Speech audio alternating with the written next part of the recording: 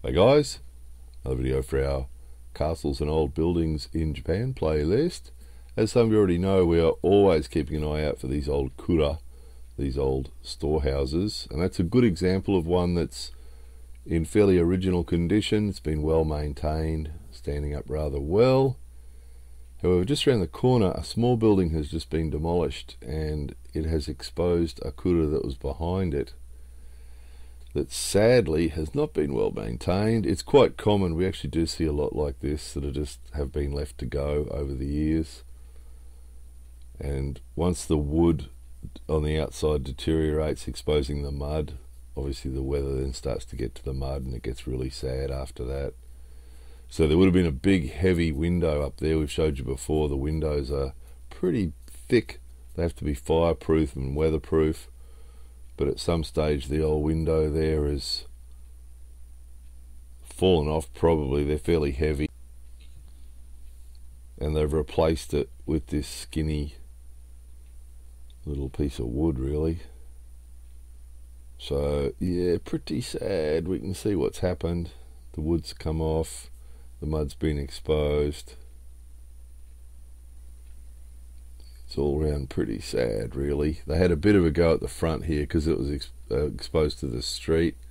They've put some corrugated iron on the wall. That's quite common, quite a common patch up, which is better than nothing. At least it keeps the mud, keeps the weather off the mud.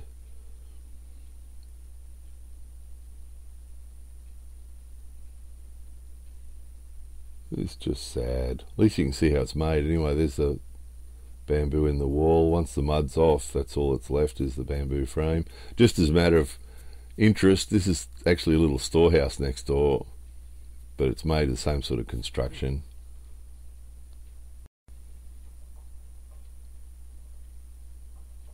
So it's sort of sad, isn't it? Sort of sad. So it's hard to know. They just removed the little building that was at the front, so it's possible this one might be next. A little peek through the window there. They're still actually storing stuff in there, which is amazing, isn't it?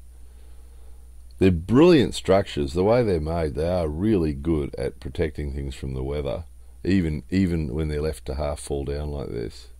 Because that roof's still really good. That roof's still got the tiles on it and probably a foot of mud. So chances are the rain is still not getting into that structure, which is amazing, isn't it? And just down the road, just before we go, there's another Kura that's been well maintained and is in quite nice condition.